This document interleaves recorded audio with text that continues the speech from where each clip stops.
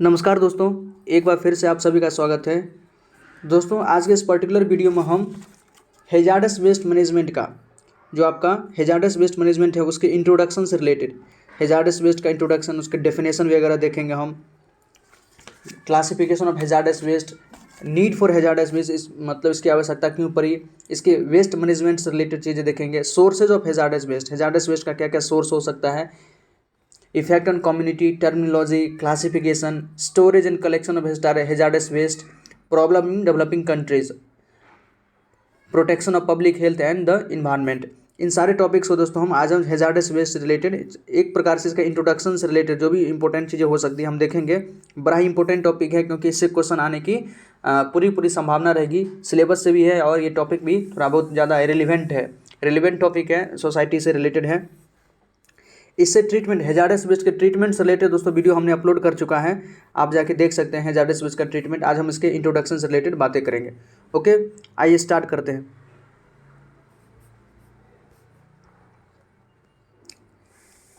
देखिए, first question है which type of waste is classified as hazards.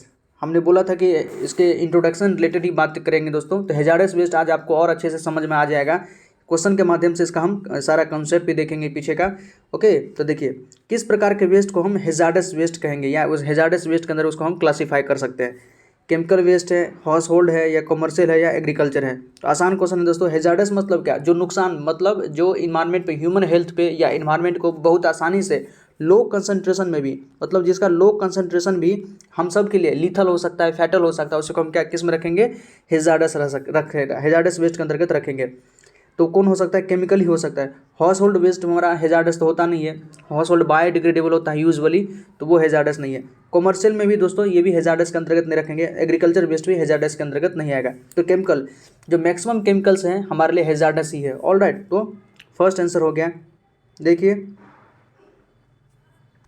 सबसे पहली बात तो वेस्ट क्या होता है, तो वेस्ट इज अनयूजेबल मटेरियल। कोई भी ऐसा मटेरियल जो हमारे काम का नहीं है वो क्या हो जाता है, वेस्ट हो जाता है। वेस्ट कई सारे फॉर्म में आ सकता है, जैसे देखिए सॉलिड वेस्ट। इसके सॉलिड वेस्ट के अंतर्गत आपका गार्बेज है। गार्बेज मतलब घरों से जो निकलता है उसको गार्बेज कहते हैं। एक दोस्तों एक टर्मिनोलॉजी यूज़ करते होंगे गार्बेज, और दूसरा होता है रबिश। तो प्लीज़ आप कमेंट सेक्शन में बताइएगा what is the difference between garbage and rubbish. Garbage और रबिश दोनों आपस में वेस्ट के लिए यूज़ किया जाता है, सॉलिड वेस्ट के लिए ही। तो दोनों के पीछे डिफरेंस क्या है आप जरूर कमेंट सेक्शन में इसको लिखेंगे। देखिए सॉलिड में आपका गार्बेज, रेफ्यूज, स्लज वगैरह इसको हम सॉलिड वेस्ट के अंतर्गत रखेंगे। लिक्विड के वेस्ट में आपका वेस्ट वाटर हो सकता है, ऑयल हो सकता है, फैट हो सकता है, ये सब लिक्विड वेस्ट के अंतर्गत। ऑर्गेनिक वेस्ट में आपका जो फूड वेस्ट है, फूड सॉइल्ड पेपर। सॉइल्ड का मतलब क्या होता है, सॉइल्ड का मतलब होता है गंदा। तो फूड सॉइल्ड पेपर मतलब जो गंदा पेपर वगैरह हुआ दोस्तों, वो हुआ आपका food soiled paper. Green waste हो सकता है, ये ऑर्गेनिक वेस्ट है। जिसमें भी कार्बन कंसंट्रेशन ज़्यादा हो आपका ऑर्गेनिक है। हैजार्डस वेस्ट देखिए टॉक्सिक एलिमेंट्स, इसके अंदर वो सारा एलिमेंट्स है जो टॉक्सिक है। टॉक्सिक एलिमेंट आपका मरकरी हो सकता है, प्लूटोनियम हो सकता है, रोडियम हो सकता है, ये सब क्या टॉक्सिक एलिमेंट है। रेडियो एक्टिव मटीरियल, जैसे यूरेनियम हो सकता है, यूरेनियम है, ये सब क्या है, यूरेनियम है, प्लूटोनियम है, ये सब रेडियो एक्टिव मटीरियल है, ये भी क्या क्या हैजार्डस वेस्ट हो सकता है। ई वेस्ट में आपका mobile, laptop, electronic devices, charger, इन दोनों जो भी आप इलेक्ट्रॉनिक गैजेट वगैरह यूज़ कर रहे हैं अपने आप में क्या ई वेस्ट है, क्योंकि वो जल्दी जल्दी ख़राब हो जाता है तो ई वेस्ट ही हो जाता है। ओके, रिसाइक्लेबल वेस्ट में फूड वेस्ट हो गया, गार्डन वेस्ट हो गया, पेपर वेस्ट, ये सब क्या रिसाइक्लेबल, मतलब इसको हम रिसाइकिल कर सकते हैं। देखिए हैजार्डस वेस्ट को और अच्छे से समझते हैं। Hazardous waste is a waste that has substantial or potential threat to public health or the environment. मतलब ऐसा वेस्ट जिसका मतलब सब्सटेंशियल मतलब विशेष रूप से, या कह सकते हैं पोटेंशियल बहुत ज़्यादा थ्रेट हो सकता है, मतलब खतरा हो सकता है किसके लिए, human health or the environment, public health, public के हेल्थ पर, और या तो पर्यावरण पर बहुत बुरी तरीक़ा से और बहुत बड़ी मात्रा में उसका नुकसान हो सकता है, थ्रेट हो सकता है, खतरा हो सकता है। उस प्रकार के वेस्ट को हम हैजार्डस वेस्ट के अंतर्गत रखते हैं। इसका कुछ कैरेक्टरिस्टिक्स देखिए कैसे हम पहचानेंगे कोई वेस्ट हमारा हैजार्डस है। तो देखिए hazardous waste are the materials that are known or tested to exhibit one or the following hazardous trait. ऐसे सारे वेस्ट जिसके अंतर्गत हम जो सारा यहाँ पर दोस्तों कैरेक्टर्स देखेंगे, अगर इन सारे कैरेक्टर्स में कोई भी कैरेक्टर है उसके अंतर्गत, तो उसको हम क्या किस में रखेंगे, हैजार्डस वेस्ट के अंतर्गत रखेंगे। ओके, देखिए उसके अंदर क्या क्या कैरेक्टरिस्टिक्स हो सकता है। कोई भी वेस्ट जो इग्निटिबिलिटी हो, इग्निटिबिलिटी मतलब होता है जिसमें इग्निशन मतलब फ्लेमेबल हो, जो आसानी से जिसमें आग पकड़ ले, वो आपका हैजार्डस वेस्ट के अंतर्गत आएगा। ऑलराइट। कोरोसिविटी, कोरोसिविटी का मतलब होता है देखिए जैसे जो स्ट्रॉन्गेस्ट एसिड और स्ट्रॉन्गेस्ट बेस, ये सब क्या होता है कोरोसिव नेचर के होता है। स्ट्रॉन्गेस्ट एसिड हो गया आपका या स्ट्रॉन्गेस्ट बेस हो गया दोस्तों, ये कोरोसिव नेचर का होता है। मतलब जैसे ये इसके आपके स्किन पे पड़ जाते, स्किन को जला देगा। ये जिस कंटेनर में रखा जाता है उस कंटेनर को भी उसको रस्ट कर देता है, उसको कोरोसिव कर देता है, मतलब उसको नष्ट कर देता है। तो कोरोसिविटी भी जिसमें करेक्टरिस्टिक्स हो वो आपका हैजार्डस वेस्ट के अंतर्गत आएगा। रिएक्टिविटी, ऐसा कोई भी वेस्ट जो आसानी से रिएक्टिव हो जाता है, चाहे वाटर के कांटेक्ट में आने पर या आपके एयर में के कांटेक्ट में आने पर आसानी से बहुत ईजिली और जल्दी से रिएक्टिव हो जाए, तो रिएक्शन कर ले, उसको क्या रिएक्टिव, उसको भी हम हैजार्डस वेस्ट के अंतर्गत रखेंगे। टॉक्सिसिटी, टॉक्सिसिटी मतलब अगर कोई उसको इनहेल कर ले, कोई भी उसको इनहेल कर ले या किसी प्रकार के उसके एक्सपोजर में उसके कांटेक्ट में आ जाता है तो उसके लिए खतरा पैदा कर सकता है, उसके लिए फैटल हो सकता है, लीथल हो सकता है, तो वो क्या हो गया, वो भी हैजार्डस वेस्ट के अंतर्गत आएगा। ऑलराइट, ये सारा कैरेक्टरिस्टिक्स ध्यान रखिएगा। इग्निटिबिलिटी, कोरोसिविटी, रिएक्टिविटी, टॉक्सिसिटी, ये सब हैजार्डस वेस्ट का कैरेक्टरिस्टिक्स है।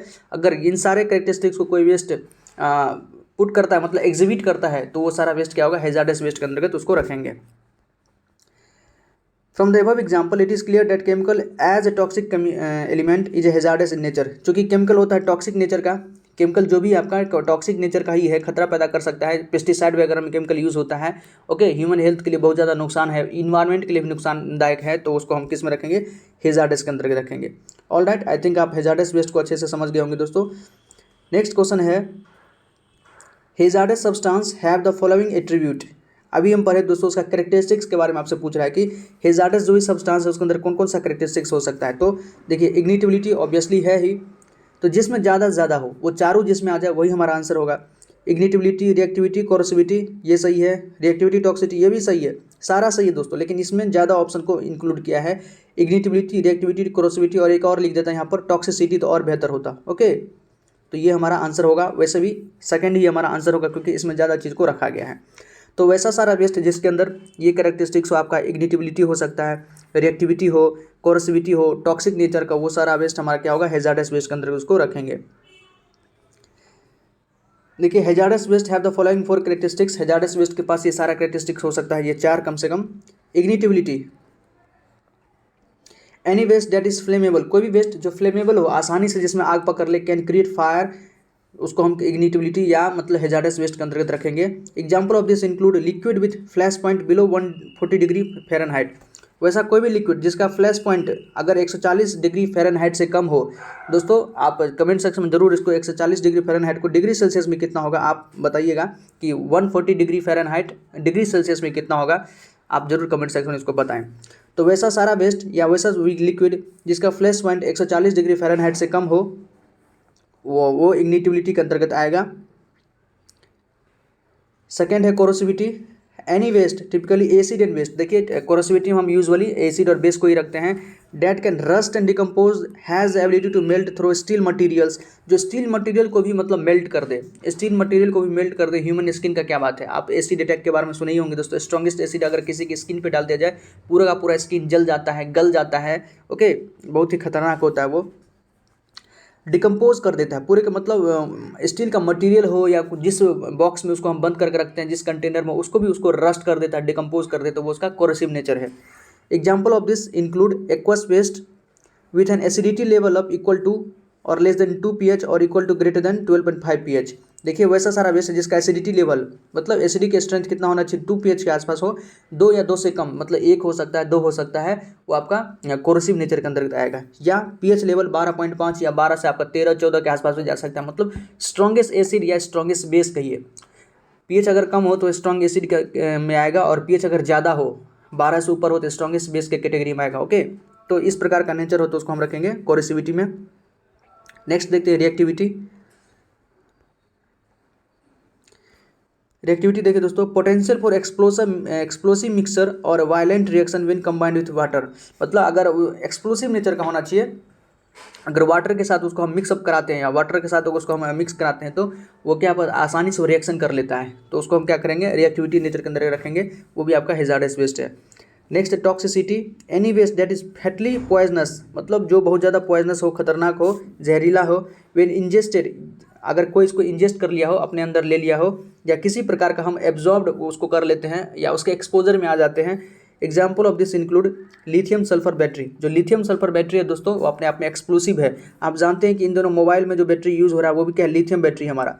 ओके, इसलिए पहले के जो मोबाइल था, पहले का जो फ़ोन आता था उसमें क्या होता है कि आप आसानी से बैटरी को भी खोल सकते थे, लेकिन चूंकि बहुत ज़्यादा वो लीथल है, टॉक्सिक है, हैजार्डस वेस्ट है, वो बैटरी आपका लिथियम सेल बैटरी है, बहुत ही ज़्यादा लीथल है दोस्तों। तो आप जो भी नया फ़ोन आ रहा है उसमें देखिएगा कि आप बैटरी को आसानी से नहीं खोल पाइएगा, खुद से तो नहीं खोल पाइएगा। हाँ, यदि आप उसको ले जाते हैं एक्सपर्ट के पास जो उसको ठीक वगैरह करता है, कभी बैटरी खराब हो जाए तब जाके उसको वो आसानी से खोल सकता है, लेकिन आप उसको आसानी से नहीं खोल सकते। उसके पीछे यही कारण था कि जो लिथियम बैटरी आपका हैजार्डस नेचर का है। ओके, टॉक्सिसिटी है उसमें, अगर किसी के कॉन्टैक्ट में वो आ जाता है तो उसको वो नुकसान कर सकता था, इसलिए ऐसा किया गया। ऑलराइट, ये सारा कैरेक्टरिस्टिक्स आपका हैजार्डस वेस्ट का।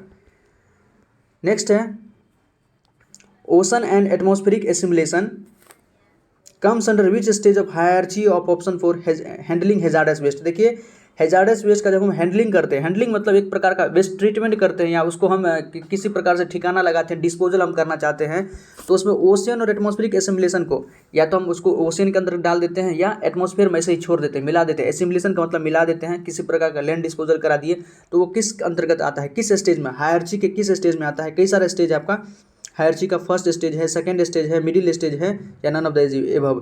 तो ओशियन और एटमॉस्फेरिक एसिमुलेशन दोस्तों आपका मिडिल स्टेज के अंतर्गत आता है। कौन स्टेज, याद रखिए मिडिल स्टेज। ओशियन और atmospheric assimilation hazardous waste handling का ये आपका मिडिल स्टेज के अंतर्गत आता है। ऑलराइट, देखिए हैजार्डस वेस्ट ऑप्शन में a 3 stage hierarchy of option for handling hazardous waste. Hazardous waste के हैंडलिंग के लिए 3 स्टेज हायरार्ची आपको बताया गया है। फर्स्ट स्टेज है the top tier include plant options such as process manipulation. Top tier जो ऊपर का लेवल है, सबसे टॉप का लेयर जो है हमारा या स्तर कह सकते हैं, उसके अंतर्गत है प्लांट ऑप्शंस, या तो उसको प्लांट के थ्रू, आपने फाइटो रेमेडिएशन के बारे में पढ़ा होगा दोस्तों।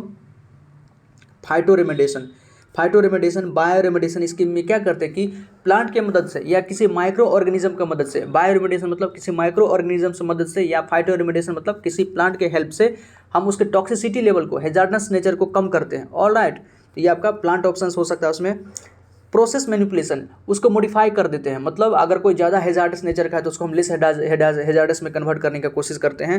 रिसाइकलिंग करने का कोशिश करते हैं। And reuse options that reduce the production of hazardous waste in the first place. It also contains the most desirable option, मतलब सबसे ज़्यादा डिजायरेबल ऑप्शन हमारा कौन है, तो फर्स्ट स्टेज ही। याद रखिएगा सबसे डिजायरेबल ऑप्शन हमारा कौन है, फर्स्ट स्टेज है। Alright, next middle stage, important stage है। The middle stage highlights processes that convert hazardous waste to less hazardous और non hazardous substance include। Middle stage के अंदर हम क्या करते हैं कि जो हमारा हैजार्डस वेस्ट है उसको हम लेस हैजार्डस में कन्वर्ट करते हैं या नॉन हैजार्डस सब्सटेंस में उसको हम कन्वर्ट करते हैं। ऑलराइट, इसको करने का कई सारा प्रोसेस है। इंसिनरेशन है, इंसिनरेशन भी अगर हम अच्छे तरह से मतलब पढ़ चुके हैं दोस्तों, कई सारे वीडियोस हम इंसिनरेशन के बारे में बताएं, आप जाके देख सकते हैं। बार बार मतलब करने से वीडियो लंबा ही हो जाता है, कोई मतलब बेनिफिट नहीं उससे। लैंड ट्रीटमेंट मतलब लैंड डिस्पोजल करा दिए। ओशियन एटमॉस्फेरिक एसिमुलेशन आपका यही मतलब, या तो ओशियन में जाकर उसको छोड़ दीजिए और लेस हैजार्डस में कन्वर्ट करके, या आपको उसको एटमॉस्फेयर में भी छोड़ सकते हैं। ये सब आता है मिडिल स्टेज में। Chemical, physical and biological treatment भी कर सकते हैं, थर्मल ट्रीटमेंट कर सकते हैं। ओके, लास्ट स्टेज है this is the stage that is the least preferred or desirable tier that is perpetual storage the cheapest alternative. देखिए ये लीस्ट डिजायरेबल है, मतलब सबसे कम इसको करना चाहिए और लो लेवल का है। लीस्ट डिजायरेबल टायर मतलब लो लेवल का, एकदम निम्न स्तर का ये लेवल है। A few process include landfill, इसके अंदर मतलब लैंडफिल कर सकते हैं। अंडरग्राउंड इंजेक्शन मतलब जमीन के नीचे उसको दबा दिए हैं। किसी प्रकार के एरिड रीजन, कोई मतलब एकदम मान लीजिए मरुस्थल जैसा प्लेस है, उसको वहाँ पर जाकर इसको हम दबा दिए हैं, नीचे डाल दिए हैं। अनसैचुरेटेड जोन, सरफेस इम्पोर्टमेंट मतलब किसी जगह पर, इम्पोर्टेंट का मतलब होता है कि आप बाड़ा बना के, मान लीजिए कोई बड़ा सरफेस ले लिया, उसको घेर दिए हैं, उसके नीचे हम हैजार्डस वेस्ट को डाल दिए हैं।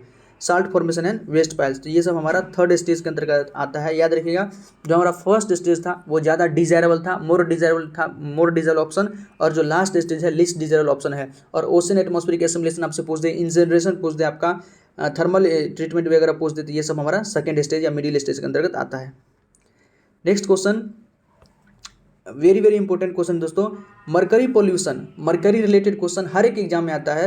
Mercury pollution is considered hazardous to human health because, जो मरकरी का पोल्यूशन है अपने आप में हेजार्डस है ह्यूमन हेल्थ के लिए। क्यों? उसके पीछे लॉजिक क्या है देखिए।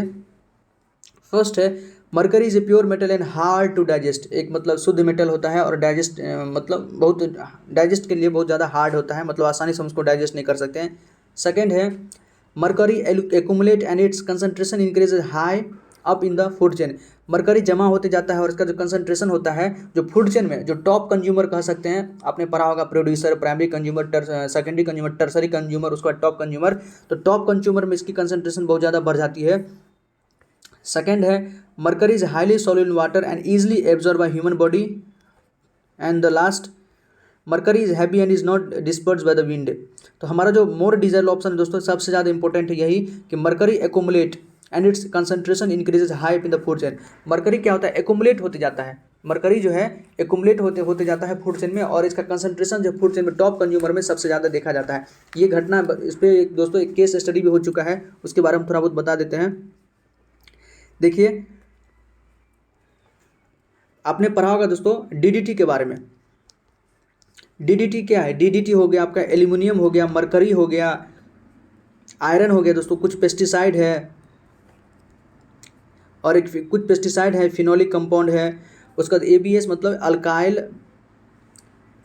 Alkyl benzene sulphonate. ये सब क्या है? DDT, aluminium, mercury, iron, pesticide, phenolic compound, alkyl benzyl sulphonate, ये सब क्या? नॉन बायोडिग्रेडेबल पॉल्यूटेंट है। ऑलराइट, याद रखिएगा, नॉन बायोडिग्रेडेबल पॉल्यूटेंट है। ये माइक्रो ऑर्गेनिज्म इसको डिकम्पोज नहीं कर सकता, आसानी से माइक्रो ऑर्गेनिज्म इसको डिकम्पोज नहीं कर सकता है। तो अमेरिका में, यूएस में क्या देखा गया कि उसका जो बाल्ड ईगल है, आपने देखा होगा यूएस का दोस्तों बाल्ड ईगल वहाँ का नेशनल बर्ड है। बाल्ड ईगल अमेरिका का नेशनल बर्ड है, बाल्ड ईगल। इसके मतलब कह सकते हैं नंबर में अचानक गिरावट देखी गई, मतलब इसका नंबर अचानक बहुत कम देखा गया। या जो न्यू बॉर्न होता था बाल्ड ईगल का, जो नया बॉर्न मतलब इस बर्ड का जो पक्षी का नया कह सकते हैं नया पक्षी जो पैदा होता था दोस्तों, अचानक डेथ मतलब जन्म लेने से पहले ही उसकी डेथ हो जाती थी। तो पता लग गया कि इसके पीछे रीज़न क्या है, क्योंकि उसका नेशनल बर्ड है, इसके नंबर में कमी तो देश का प्रभुत्ता पर भी थोड़ा बहुत असर पड़ता है। तो उन्होंने पता लगाया तो देखा कि इसके जो कंसंट्रेशन, जो चिड़िया की बाल्ड ईगल में के बॉडी में, बाल्ड ईगल के बॉडी में देखा दोस्तों डीडीटी का कंसंट्रेशन कहीं ना कहीं बहुत ज़्यादा था।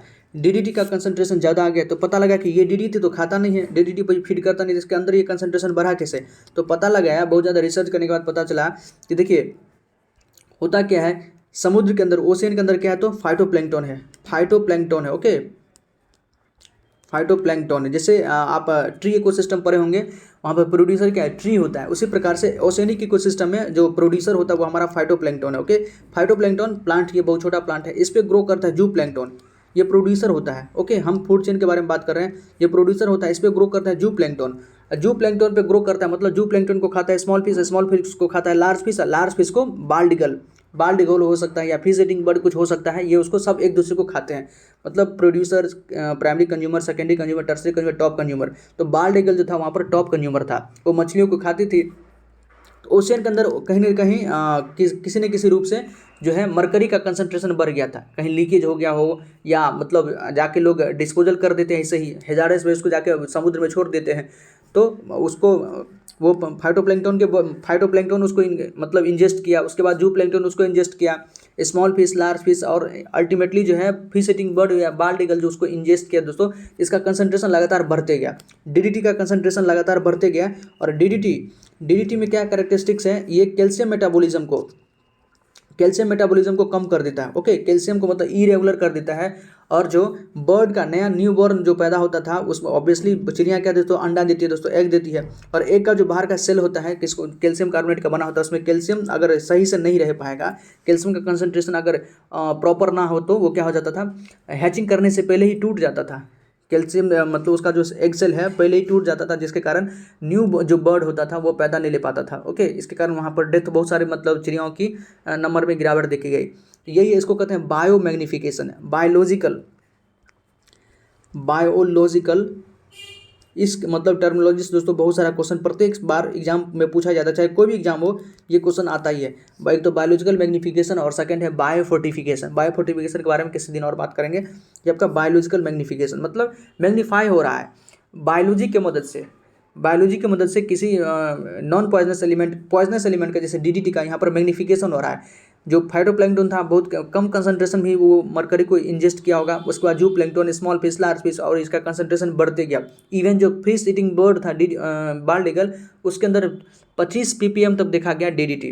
ओके, डीडीटी क्या होता है? तो डाइक्लोरो डाइफेनॉल ट्राइक्लोरोथेन होता है डीडीटी, एक नॉन बायोडिग्रेडेबल पोल्यूटेंट होता है दोस्तों, ध्यान रखिएगा। तो ये बायोलॉजिकल मैग्नीफिकेशन था, वही चीज़ यहाँ पर होता है मरकरी के साथ। देखिए, The inhalation of mercury vapor can produce harmful effect on the nervous system and the immune system, lungs and kidney and may be fatal। अगर कोई मरकरी का इन्हेलेशन कर लेता है वेपर के रूप में या किसी और माध्यम से, तो उसके नर्वस सिस्टम, तंत्रिका तंत्र को खराब कर सकता है, डाइजेस्टिव सिस्टम को गड़बड़ कर सकता है, इम्यून सिस्टम उसके आपको कह सकते हैं कि रोग प्रतिरोधी क्षमता को कम कर सकता है, लंग्स को, किडनी को, इन सभी चीज़ों को खराब कर देगा दोस्तों। वाइटल ऑर्गन जो हमारा सब चीज़ को वो उसको खराब कर देगा, और इवन फैटल भी हो सकता है, मतलब जोखिम जानलेवा भी हो सकता है। The inorganic salt of mercury are corrosive to the skin. जो मरकरी का इनऑर्गेनिक साल्ट होता है हमारे स्किन के लिए कोरेसिव हो सकता है, मतलब हमारे स्किन को जला सकता है, आइज में इरिटेशन पैदा कर सकता है। And GIT, gastro intestinal tract, GIT का मतलब होता है जो आपका ईसोफेगस है, स्टोमक का लाइनिंग है, स्मॉल इंटेस्टाइन, लार्ज इंटेस्टाइन का जो इनर लाइनिंग होता है उसको जीआईटी कहते हैं, वो जीआईटी के अंतर्गत आता है, gastro intestinal tract. And may include kidney toxicity if ingested. अगर कोई इसको इंजेस्ट कर लिया, ले लिया, अपने भीतर ले लिया किसी फूड के माध्यम से या इनहेल कर लिया किसी प्रकार से, तो उसकी किडनी को भी खराब कर सकता है, क्योंकि किडनी में अल्टीमेटली सारा चीज़ जाएगा, ब्लड के माध्यम से किडनी में जाएगा प्योर होने के लिए, फिल्टर होने के लिए, और ये सब चीज़ किडनी को नुकसान पहुँचाती है दोस्तों। तो किडनी भी खराब कर सकता है mercury. Neurological and behavioural disorder में भी ऑब्जर्व आफ्टर इनहेलेशन। अगर कोई इसका इनहेलेशन कर लेता है, ले लेता है, तो उसका न्यूरोलॉजिकल मतलब तंत्रिका तंत्र पर प्रभाव पड़ेगा ही, साथ साथ उसके बिहेवियर में भी, मतलब वो डिप्रेशन का शिकार हो सकता है, चिड़चिड़ा मतलब हो जाएगा, उसको बहुत ज़्यादा एंगर हो सकता है, ये सब चीज़ें हो सकती है। Dermal exposure to different mercury compound. अगर डर्मल एक्सपोजर मतलब स्किन के माध्यम से भी अगर आप के कॉन्टैक्ट में आ जाता है तो वो भी आपके लिए फैटल हो सकता है। Coal fired plant, important line है दोस्तों, जो coal fired power plant are the largest source of airborne mercury emissions. जो एयरबोर्न मतलब एटमॉस्फेयर में जो मैक्सिमम मरकरी इमिशन हो रहा है, मैक्सिमम मरकरी जो आ रहा है पॉल्यूशन के फॉर्म में, वो कहाँ से आ रहा है? तो आपका जो थर्मल पावर प्लांट है, थर्मल पावर प्लांट में कोयला को जलाया जाता है दोस्तों, तो कोयला के जो बर्न करने के बाद वो मरकरी कहीं न कहीं मरकरी वेपर निकलता है। तो coal fired power plant are the largest source of airborne mercury emissions. याद रखिएगा, मरकरी इमिशन का सबसे बड़ा स्रोत क्या है? तो आपका थर्मल पावर प्लांट है, इसी को कोल फायर्ड पावर प्लांट भी कह सकते हैं, मतलब जो भी पावर प्लांट आपका कोल से चलता है। मरकरी बायो मैग्निफिकेशन, हमने बायो मैग्निफिकेशन के बारे में बात किया है। Mercury biomagnifies in an aquatic environment. Biomagnification और bioamplification means the concentration of the contaminant increases with the trophic level of the organism. मतलब मैग्निफिकेशन का मतलब होता है कि जो टॉक्सिक के कंटामिनेंट का जो टॉक्सिसिटी है या कंटामिनेंट है उसका कंसंट्रेशन ट्रॉपिक लेवल के साथ, first trophic level, second trophic level, जिसको हमने primary consumer, secondary consumer, tertiary consumer के रूप में बताया दोस्तों, उसमें कंसंट्रेशन बढ़ते जाता है। Due to the consumption of fish human gets expose to mercury. अगर ह्यूमन भी उस फिश को खाता है दोस्तों, तो फिश के अंदर बहुत ज़्यादा कंसंट्रेशन में डीडीटी था, या फिश अगर मरकरी को इंजेस्ट की है और फिश को कोई ह्यूमन खाएगा तो उसके अंदर भी मरकरी का कंसंट्रेशन आ जाएगा, तो ह्यूमन को अल्टीमेटली नुकसान पैदा करेगा। मतलब जो भी टॉप कंज्यूमर पे है उसको बहुत ज़्यादा नुकसान करने वाला है। नेक्स्ट क्वेश्चन इंपोर्टेंट क्वेश्चन है, इंट्रोडक्शन रिलेटेड हैजार्डस वेस्ट के। Waste generated from the petroleum refining comes under which type of hazardous waste. देखिए, पेट्रोलियम रिफाइनिंग से जो वेस्ट रिलीज होता है उसको हम हैजार्डस वेस्ट के किस कैटेगरी के अंदर रखेंगे? ओके, पेट्रोलियम रिफाइनिंग इंडस्ट्री से वेस्ट जनरेट होता है उसको हैजार्डस वेस्ट का हम किस लिस्ट में रखेंगे? तो देखिए, कई सारे लिस्टेड किया गया है हैजार्डस वेस्ट को, कई सारे लिस्ट में उसको डिस्ट्रीब्यूट किया गया है। कुछ है एफ लिस्ट है, के लिस्ट है, पी लिस्ट है, यू लिस्ट है। देखिए, जो हमारा पेट्रोलिंग रिफाइनिंग से निकलता है उसको हम रखते हैं के लिस्ट में। किसको रखते हैं? के लिस्ट में। याद रखिए, पेट्रोलिंग रिफाइनिंग इंडस्ट्री से जो भी हमारा हैजार्डस वेस्ट निकल उसको हम के लिस्ट के अंतर्गत रखते हैं। आइए और समझते हैं। देखिए, a specific list showing certain material as hazardous waste minimize the need to test waste as well as simplify waste. मतलब वेस्ट को सिंप्लीफाई करने का, सेग्रीगेट करने का एक तरीका है। यदि हम उसको अलग अलग लिस्ट में हम डिस्ट्रीब्यूट कर दिए, सेग्रीगेट कर दिए, तो हम आसानी से उसका हम ट्रीटमेंट कर सकते हैं, उसका हम हैंडलिंग किस प्रकार से किया जाए हम आसानी से कर सकते हैं, क्योंकि सेग्रीगेशन हमारे पास क्या रहेगा, और सबके पास सबके लिए हमारे पास टेक्निक है कि हाँ एफ लिस्ट का, पी लिस्ट का, के लिस्ट का, इन तरीकों से हम कर सकते हैं। कोई ज़्यादा टॉक्सिक है उसको अलग में रखो, अलग में सेग्रीगेट कर दो। जो कोई लेस टॉक्सिक है, कोई उससे कम लेस टॉक्सिक है, तो उसको अलग अलग में सेग्रीगेट करने का एक तरीका है, ताकि हम आसानी से उसका हम डिस्पोजल या हैंडलिंग कर सकें। In other words any waste that fits the definition of listed waste is considered hazardous waste. मतलब जो कोई भी वेस्ट जो लिस्टेड जो हमने जो भी लिस्टेड एक प्रकार से रूल बनाया गया उसके अंतर्गत आता है तो उसको हम लिस्टेड वेस्ट कहते हैं, लिस्टेड हैजार्डस वेस्ट के अंदर उसको रखा गया। देखिए 4 separate list cover waste from generic industrial process, specific industrial sector, unused pure chemical product and formulation that are either acutely toxic or toxic and can hazardous and all hazardous waste regulation apply to the list of the waste।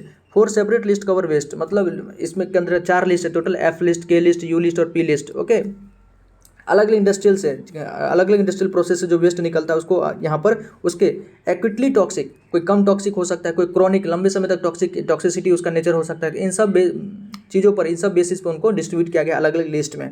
All right, देखिए F list के अंदर किसको रखा गया है, the F list contains hazardous waste from non specific source. देखिए ये important line है दोस्तों कि एफ लिस्ट के अंदर उन सारे हैजार्डस वेस्ट को रखा गया जो नॉन स्पेसिफिक सोर्स से निकलता है। नॉन स्पेसिफिक मतलब कोई स्पेसिफिक सोर्स नहीं है, कहीं से भी निकल सकता है। इस प्रकार के वेस्ट को हम एफ लिस्ट के अंतर्गत रखेंगे। याद रखिएगा एफ के अंदर क्या है तो नॉन स्पेसिफिक सोर्स से निकलने वाले हैजार्डस वेस्ट को हम एफ लिस्ट के अंतर्गत रखते हैं। That is various industrial process that may have generated the waste. कई सारे इंडस्ट्रियल प्रोसेस हो सकता है जो इस वेस्ट को जनरेट करता है। The list consist of solvent commonly used in degreasing. कई सारा सॉल्वेंट इसके अंदर आ सकता है जिसका डीग्रीजिंग में इस्तेमाल होता है। Metal treatment, bath and sludges, metal treatment में, बाथ एंड स्लजेस में, waste water from metal plating operation, जहाँ भी इलेक्ट्रोप्लेटिंग वगैरह कुछ ऐसा किया जाता है वहाँ से अगर मेटल कुछ आता है तो वहाँ से जो कुछ वेस्ट वाटर आता है उसको हम इस एफ लिस्ट के अंदर रखेंगे। And dioxin containing chemicals to their precursor, और कुछ ऐसा केमिकल जिसके अंदर डायोक्सिन होता है। डायोक्सिन कहाँ से रिलीज होता है तो आपने देखा होगा जो इंसिनरेशन होता है दोस्तों वहाँ से एक टॉक्सिक गैस निकलता है, हैजार्डस गैस निकलती है जिसको हम डायोक्सिन कहते हैं। तो इन सारी चीज़ों को हम एफ लिस्ट के अंतर्गत रखेंगे क्योंकि ये नॉन स्पेसिफिक सोर्स से रिलीज हो रहा है। नेक्स्ट हमारा के लिस्ट, ये इंपॉर्टेंट है। The K list contain hazardous waste generated by specific industrial process. देखिए एफ लिस्ट क्या था तो नॉन स्पेसिफिक सोर्स से निकल रहा था उसको हम एफ लिस्ट के अंतर्गत रखते थे। यहाँ है स्पेसिफिक इंडस्ट्रियल प्रोसेस, कोई स्पेसिफिक इंडस्ट्रियल से निकल रहा था उसको हम रखेंगे के लिस्ट के अंतर्गत। इसके अंदर देखिए क्या क्या आ सकता है। Example of industries which generate के listed waste include wood preservation. कोई वुड प्रिजर्वेशन का इंडस्ट्री है वहाँ से जो वेस्ट निकलेगा उसको हम के अंदर रखेंगे। पिगमेंट प्रोडक्शन इंडस्ट्री हो सकता है, केमिकल प्रोडक्शन इंडस्ट्री हो सकता है, पेट्रोलियम रिफाइनिंग, यही क्वेश्चन था हमारा, पेट्रोलियम रिफाइनिंग इंडस्ट्री से निकलने वाला हो सकता है। आयरन स्टील प्रोडक्शन इंडस्ट्रीज हो सकता है। Explosive manufacturing and pesticide production, कहीं पर जैसे बम वगैरह बनाया जाता है एक्सप्लोसिव, उस इंडस्ट्री को भी हम के लिस्ट के अंदर रखेंगे। पेस्टिसाइड जहाँ प्रोडक्शन होता है उसको हम के लिस्ट के अंदर रखेंगे। जैसे आपसे पूछा जा सकता है कि यूनियन कार्बाइड कंपनी था वहाँ पर मध्य प्रदेश में जो यूनियन कार्बाइड कंपनी था उसको किस लिस्ट के अंदर रखेंगे। यूनियन कार्बाइड मध्य प्रदेश में जो था दोस्तों union carbide Bhopal gas industry जिसके कारण होता था तो उसको हम के लिस्ट के अंदर रखेंगे क्योंकि वो पेस्टिसाइड प्रोडक्शन कराता था। जहाँ भी स्पेसिफिक सोर्स निकलो हम उसको के लिस्ट के अंदर रखेंगे। नेक्स्ट है P N U list. The P N U list contain discarded commercial chemicals. ये भी इंपॉर्टेंट है दोस्तों। देखिए डिस्कार्डेड कॉमर्शियल केमिकल मतलब ऐसा केमिकल जो डिस्कार्डेड मतलब जिसको फेंक दिया गया या किसी कारण से जो उसका लाइफ स्पान में उसका किसी प्रकार से यूज़ नहीं किया गया हो और बच गया हो तो उसको एक प्रकार से डिस्कार्डेड हो गया, जिसको आप एक्सपायर्ड कह सकते हैं। जैसे एक्सपायर्ड मेडिसिन हो सकता है, एक्सपायर्ड केमिकल्स हो सकता है जो डिस्कार्डेड है, मतलब जिसको अलग कर दिया गया है, फेंक दिया गया है, सेग्रीगेट करके रख दिया गया है उसको हम PNU लिस्ट के अंतर्गत रखेंगे। Of specification chemicals container resides and resides from the spillage materials. कुछ स्पिलेज मटेरियल्स मतलब मान लीजिए दवाई वगैरह जो छिलका हो जाता है नीचे गिर जाता है उसको भी हम PNU लिस्ट के अंतर्गत रखेंगे। This to list include commercial pure grades of the chemical, any technical grades of the chemical that are produce of marketed and all are formulation in which the chemical is the sole active ingredient. An example of PNU list hazardous waste is a pesticide that is not use during is shelf life. देखिए PNU list का एक example दिया गया है कि ऐसा pesticide जिसको उसके सेल्फ लाइफ में मतलब जब तक उसका लाइफ था तब तक उसका इस्तेमाल नहीं किया गया है and requires to be disposed of in bulk. आप उसको क्या करना, डिस्पोज ही करना पड़ेगा। ओके, हमने दोस्तों एफ लिस्ट देखा, के लिस्ट देखा और PNU लिस्ट देखा। इंपॉर्टेंट है दोस्तों, उसको ध्यान रखिएगा। एफ लिस्ट में हम वो नॉन स्पेसिफिक सोर्स है, जो नॉन स्पेसिफिक सोर्स से वेस्ट निकल रहा है हैजार्डस वेस्ट, उसको हम एफ लिस्ट के अंदर रखते हैं। के लिस्ट के अंदर किसको रखते हैं तो जो स्पेसिफिक सोर्स आपका आयरन स्टील इंडस्ट्री हो सकता है, रिफाइनिंग इंडस्ट्री हो सकता है, पेट्रोलियम रिफाइनिंग इंडस्ट्री हो सकता है, अब कोई बड़ा पेस्टिसाइड इंडस्ट्री हो सकता है, उसको हम के लिस्ट के अंतर्गत रखेंगे। और PNU लिस्ट के अंदर वैसा सारा जो हमारे हैजार्डस वेस्ट मटेरियल है जो डिस्कार्डेड है, मतलब जो एक्सपायर्ड हो चुका है, कह सकते हैं जो एक्सपायर्ड हो चुका है, उस सारे वेस्ट को हम इसको PNU लिस्ट के अंदर रखेंगे। जैसा कि एक एग्जांपल भी बेहतरीन एग्जांपल दिया गया था कि जो वो पेस्टिसाइड जिसका इस्तेमाल उसके सेल्फ लाइफ में, मतलब जब तक उसका लाइफ तक इस्तेमाल नहीं किया गया था, तो उसको हम क्या करेंगे, बल्क में उसका हम डिस्पोज कर देंगे, तो उसको हम PNU लिस्ट के अंतर्गत रखेंगे। ऑलरेडी दोस्तों इंपॉर्टेंट है, ध्यान रखिएगा। नेक्स्ट क्वेश्चन हमारा, नेक्स्ट क्वेश्चन देखिए दोस्तों, from which of the following criteria a solid waste can be classified as hazardous, मतलब किस क्राइटेरिया के अंतर्गत हम सॉलिड वेस्ट को हैजार्डस वेस्ट के अंतर्गत रखेंगे, कौन कौन सा कैरेक्टरिस्टिक्स आपसे पूछा जा सकता है, वही कैरेक्टरिस्टिक्स वगैरह को यहाँ पर ध्यान में रख के आंसर देना है। फर्स्ट है it can be biological magnified, बिल्कुल सही बात है, हमने मरकरी के बारे में बात किया दोस्तों, मरकरी अपने आप में क्या है, तो हैजार्डस वेस्ट है, क्यों, क्योंकि बायोलॉजिकली मैग्नीफाइड होता है, बायोलॉजिकल मैग्निफिकेशन के बारे में हमने अच्छे से देखा है, तो बिल्कुल सही बात, it can be biologically magnified, उसको हम हैजार्डस वेस्ट के अंदर रखेंगे। मरकरी हो सकता है, DDT हो सकता है, एल्यूमिनियम हो सकता है, आयरन हो सकता है, ABS अल्काइल बेंजाइल सल्फोनेट के बारे में हमने पढ़ा है, फिनोलिक कंपाउंड के बारे में हमने पढ़ा है। इट कैन बी लीथल, ये लीथल मतलब जान जोखिम में डाल सकता है, एट वेरी लो कंसंट्रेशन, बिल्कुल सही बात है, इसका लो कंसंट्रेशन में आपके लिए लीथल हो सकता है। जैसे स्ट्रॉन्गेस्ट एसिड दोस्तों अगर किसी के बॉडी पर बहुत कम मात्रा में भी दिया जाए तो पूरे के पूरे बॉडी को आर पार कर देता है स्ट्रॉन्गेस्ट एसिड, ऑलराइट, तो लो कंसंट्रेशन में जो लीथल हो वो आपका हो सकता है। इट इज़ डिग्रेडेबल, बिल्कुल नहीं, जो हमारा हैजार्डस वेस्ट डिग्रेडेबल नहीं है दोस्तों, बहुत कम डिग्रेडेबल है। इग्निटिबिलिटी, बिल्कुल ये जिसमें आसानी से आग पकड़ ले, तो करेक्टरिस्टिक्स हम देखे ही तो पहले, इग्निटिबिलिटी हो, रिएक्टिविटी हो, कोरोसिविटी हो, टॉक्सिसिटी हो, इस प्रकार का अगर करेक्टरिस्टिक्स है तो उन सारे वेस्ट को हम हैजार्डस वेस्ट के अंतर्गत रखेंगे। तो हमारा फर्स्ट, सेकंड और फोर्थ सही है। देखिए कौन सा ऑप्शन में फर्स्ट, सेकंड, फोर्थ है, तो सेकंड, फर्स्ट, सेकंड और फोर्थ सही है दोस्तों, फर्स्ट, सेकंड, फोर्थ, ऑलराइट। देखिए फिर से पढ़ते हैं, hazardous waste refer to waste that may or tend to cause adverse health effect on the ecosystem and human beings, मतलब जो इकोसिस्टम पे भी और आपके ह्यूमन हेल्थ पे भी बुरी तरह से प्रभाव मतलब इफेक्ट करे, उसको हम हैजार्डस वेस्ट के अंतर्गत रखेंगे। These waste pose present or potential risk to human health or living organism, मतलब इसका बहुत ज़्यादा ह्यूमन हेल्थ पर खतरा पैदा कर सकता है, रिस्क पैदा कर सकता है, due to fact they are, क्यों, इसके पीछे लॉजिक क्या है, तो देखिए नॉन डिग्रेडेबल होता है, नॉन डिग्रेडेबल मतलब डिग्रेड नहीं होता है, नॉन बायोडिग्रेडेबल जिसको कहते हैं जो आसानी से डिग्रेडेबल ना हो माइक्रो ऑर्गेनिज्म के हेल्प से एटमॉस्फेयर में, नॉन डिग्रेडेबल है।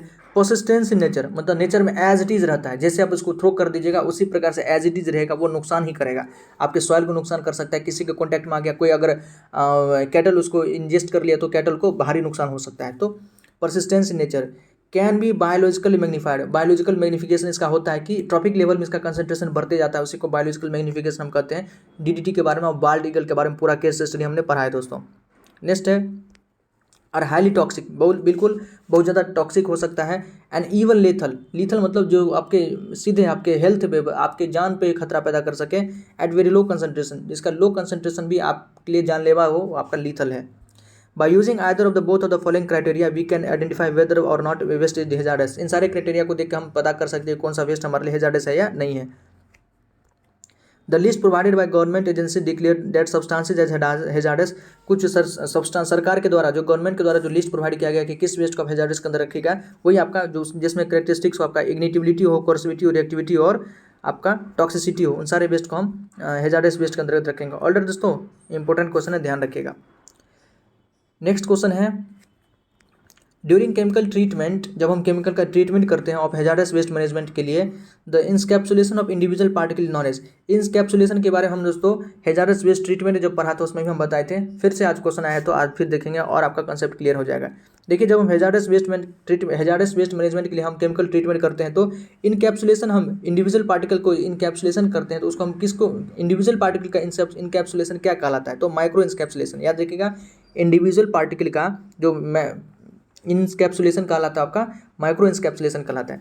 देखिए इंस्कैप्सुलेशन क्या है, मान लीजिए आपका हैजार्डस वेस्ट, ये कोई आपका हैजार्डस वेस्ट है दोस्तों, इसको क्या करेंगे हम बाहर से एक कवर्ड कर देंगे किसी, ये हैजार्डस वेस्ट आपके लिए टॉक्सिक है दोस्तों, तो कोई नॉन टॉक्सिक सब्सटेंस इसको पूरी तरह से हम कवर्ड कर देंगे, उसके अंदर डाल देंगे, ताकि अगर हम इसको अब लैंड में अगर हम डिस्पोजल भी करा दोस्तों, या लैंडफिल इसका हम करा भी दें, तो सॉइल का कंटेक्ट में क्या होगा, ये हमारा बाहरी लेयर सॉइल के कंटेक्ट में होगा, हैजार्डस वाला तो हमारे नीचे है, ये कुछ नहीं कर सकता, कोई नुकसान नहीं कर सकता है। तो इसी को इनकैप्सुलेशन मतलब उसके ऊपर एक पूरा कवर लगा दीजिए, पूरा का पूरा एकदम मोटा सा लेयर लगा दीजिए, ताकि वो पहले जो हैजार्डस था वो नॉन हैजार्डस हो गया, ऑब्वियसली अंदर से वो हैजार्डस ही रहेगा, अगर जिस दिन इसको नुकसान पहुंच गया, जिस लेयर को नुकसान पहुंच गया तो आप खतरा पैदा कर सकता है। लेकिन जितना स्ट्रॉन्गेस्ट होता है, स्ट्रॉन्गेस्ट पैकिंग उसको क्या देता है, उसको कवर्ड किया जाता है कि ये यूजुअली मतलब ये नहीं फटता है। ऑलराइट, तो इस प्रकार को हम क्या कहते हैं, इनकैप्सुलेशन। हाँ, इनकैप्सुलेशन दो प्रकार का होता है। इंडिविजुअल का, मान लीजिए कोई छोटा सा आपके पास है, एक ही है, कोई वेस्ट है, एक कोई हैजार्डस वेस्ट है, इसको अगर हम कवर कर दिए तो ये क्या होगा आपका इनकैप्सुलेशन, माइक्रो इनकैप्सुलेशन।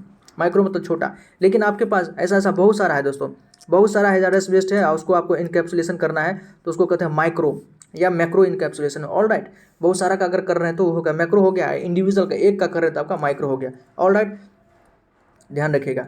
देखिए encapsulation, this is a process involving the complete coating or enclosure of a toxic particle or waste agglomerated with new substance. इसको क्या करते हैं, कंप्लीट हम उसका इनक्लोजर कर देते हैं, कवर कर देते हैं किसी कोटिंग से टॉक्सिक पार्टिकल का। ओके, यही हमारा इनकैप्सुलेशन कहलाता है। The encapsulation of the individual particle known as macro encapsulation, अगर इंडिविजुअल पार्टिकल का हम करते हैं तो माइक्रो इनकैप्सुलेशन कहलाता है हमारा। While that of an agglomeration of wastage, अगर कई सारा वेस्ट, हमारा ढेर सारा वेस्ट है, ढेर सारा वेस्ट का हम उसका अगर इनकैप्सुलेशन कराते हैं तो हमारा मैक्रो इनकैप्सुलेशन कहलाता है। ऑर्डर दोस्तों याद रखिएगा, अगर इंडिविजुअल का कराते तो माइक्रो और ढेर सारा का कराते तो वो हमारा क्या हो गया, मैक्रो इनकैप्सुलेशन हो गया। The most important application for this technology is the solidification of metal containing waste. जो सबसे इंपॉर्टेंट एप्लीकेशन क्या है तो इसके अंदर है कि मेटल वेस्ट जो हमारा है उसका सॉलिडिफिकेशन इस प्रकार से हम कर सकते हैं।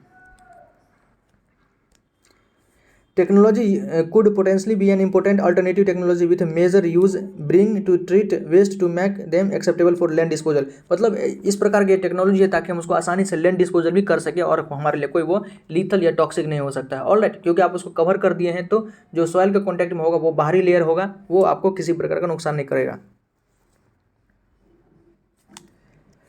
Lower permeability, lower contaminant, leaching rate and such similar characteristics may make hazardous waste acceptable for land disposal after stabilization। जब हम उसका स्टेबलाइजेशन कर देते हैं या इनकैप्सुलेशन कर देते हैं तो उसका परमेबिलिटी भी बहुत कम हो जाता है, कंटामिनेंट बहुत कम हो जाता है, लीचिंग रेट, उससे किसी प्रकार का लीचिंग भी नहीं हो सकता है, तो हमारे लिए या लैंड डिस्पोजल के लिए वो आसान हो जाता है, अच्छे से उसको हम एक्सेप्टेबल हो जाता है, उसको हम लैंड डिस्पोजल आसानी से कर सकते हैं। ओके, केमिकल फिक्सेशन, इस पे बेस्ड हमसे बहुत सारा क्वेश्चन भी किया है दोस्तों, आप हैजार्डस वेस्ट ट्रीटमेंट में आप जाकर देख सकते हैं, डिस्क्रिप्शन बॉक्स में प्लेलिस्ट का लिंक है, वहाँ आपको मिल जाएगा।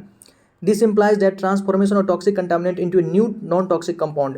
मतलब इसमें क्या होता है, कोई टॉक्सिक कंपाउंड कंटामिनेंट है उसको हम नए मतलब नॉन टॉक्सिक में उसको कन्वर्ट करते हैं, मतलब टॉक्सिक को नॉन टॉक्सिक में कन्वर्ट करना केमिकल फिक्सेशन कहलाता है। Alright, the term has been misused to describe processing which do not involve chemical bonding of the contaminant to the binder.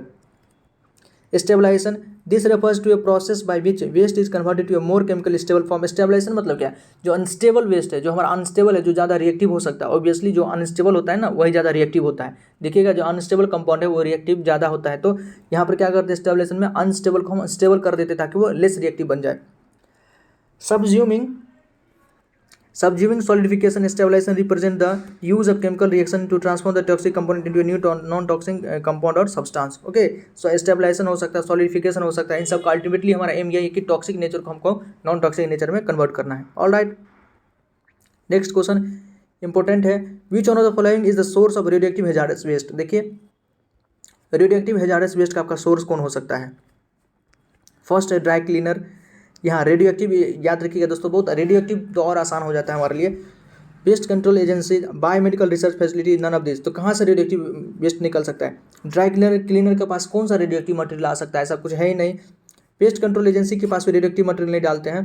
Biomedical research lab जो facilities है, जहाँ पर biomedical का research होता है, वहाँ पर रेडियो एक्टिव मटेरियल डाला जाता है, क्योंकि रेडियो एक्टिव एलिमेंट का बहुत सारा यूज होता है वहाँ पर। ओके, तो थर्ड ऑप्शन हमारा करेक्ट है। देखिए the sources of generation of hazardous waste are given, कुछ हैजार्डस वेस्ट का सोर्स आपको दिया गया है। फर्स्ट है रेडियोएक्टिव सब्सटेंस का सोर्स कहाँ से हो सकता है, तो बायोमेडिकल रिसर्च फैसिलिटी, जहाँ पर बायोमेडिकल का रिसर्च होता है वहाँ से आपको निकल सकता है रेडियोएक्टिव सब्सटेंस। कॉलेज यूनिवर्सिटी में भी रेडियोएक्टिव सब्सटेंस यूरेनियम प्लूटोनियम का वहाँ पर मान लीजिए रिसर्च हो रहा है तो वहाँ पर मिल सकता है। लेबोरेटरीज में हो सकता है, ऑफिस हॉस्पिटल्स में हो सकता है, और न्यूक्लियर पावर प्लांट में तो रेडियोएक्टिव मटेरियल होता ही है। ओके, न्यूक्लियर पावर प्लांट में तो यही हम प्लूटोनियम या कहिए यूरेनियम को बर्न करके उससे हम पावर जनरेट करते हैं। टॉक्सिक केमिकल्स का क्या क्या सोर्स हो सकता है, तो ये आपका एग्रीकल्चर केमिकल कंपनी से निकल सकता है, जैसे पेस्टिसाइड जो बनाती है, हर्बिसाइड पेस्टिसाइड जो बनाती है, वहाँ से टॉक्सिक केमिकल्स मिल सकता है आपको। बैटरी शॉप से मिल सकता है, वॉशेज केमिकल शॉप से मिल सकता है, कॉलेज एंड यूनिवर्सिटी से भी आपको टॉक्सिक केमिकल मिल सकता है, कंस्ट्रक्शन इंडस्ट्री से भी मिल सकता है। फिर बायोलॉजिकल वेस्ट आपको कहीं से बायोमेडिकल रिसर्च फैसिलिटी से मिल सकता है, ड्रग कंपनी से बायोलॉजिकल वेस्ट मिल सकता है, हॉस्पिटल मेडिकल क्लिनिक से ये सब बायोलॉजिकल वेस्ट मिल सकता है। फ्लेमेबल वेस्ट कहाँ से मिलेगा, तो ड्राई क्लीनर जो ड्राई क्लीन करते हैं उनके यहाँ से फ्लेमेबल वेस्ट मिल सकता है। पेट्रोलियम रिक्लेमेशन प्लांट से मिल सकता है। Petroleum refining and processing facilities आपको बायोमेडिकल फ्लेमेबल वेस्ट मिल सकता है। एक्सप्लोसिव ये इंपॉर्टेंट है। कंस्ट्रक्शन कंपनी, जो भी कंस्ट्रक्शन कंपनी जो होता है दोस्तों, उसके पास बड़ी बड़ी कंस्ट्रक्शन कंपनी के पास एक्सप्लोसिव होता है। आपने हाल ही में सुना होगा नोएडा में जो ट्विन टावर था दोस्तों, नोएडा का जो ट्विन टावर था उसको एक्सप्लोसिव लगा के ही दोनों को मतलब उड़ा दिया गया, मकान को पूरी तरह ध्वस्त कर दिया गया, जिसको नेस्तनाबूद कहते हैं। तो उसके पास एक्सप्लोसिव लगा के, तो कंस्ट्रक्शन कंपनीज के पास होता है एक्सप्लोसिव होता है। ओके, ड्राई क्लीनर के पास भी हो सकता है। एम्यूनिशन, जहाँ पे शस्त्र वगैरह बनता है, बॉम्ब वगैरह बनता है, जो गवर्नमेंट का अपना जैसे DRDO वगैरह सब हो सकता है, वहाँ पर आपको एक्सप्लोसिव मिल सकता है। ऑल राइट, तो ये कुछ क्वेश्चन दोस्तों 8 क्वेश्चन है यहाँ पर किए हैं। आगे जो भी क्वेश्चन है उसको हम नेक्स्ट वीडियो में करेंगे, क्योंकि वीडियो ऐसे लंबा हो जाता है तो ठीक नहीं रहता है। ओके दोस्तों, तो प्लीज़ आप बताइएगा कमेंट सेक्शन में आपको कैसा लगा, ताकि हम और वीडियो आपके लिए ला सकें दोस्तों समय समय पर। ऑल राइट, प्लीज़ आप इस वीडियो को हमारे वीडियो को लाइक कीजिए दोस्तों, चैनल को सब्सक्राइब भी कीजिए अगर कर लिए तो पहले से बहुत बहुत धन्यवाद। कोई आपका मित्र भी अगर इसका प्रिपरेशन कर रहा है तो जरूर उसको इस वीडियो को शेयर कीजिए और अच्छे से तैयारी कीजिए। ओके, बहुत बहुत धन्यवाद दोस्तों, जय हिंद।